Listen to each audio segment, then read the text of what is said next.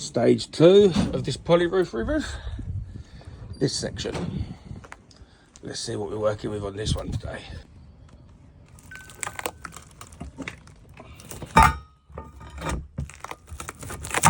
All good having a damp course underneath your copings, but there's no point in fiberglassing right up because it all goes in here.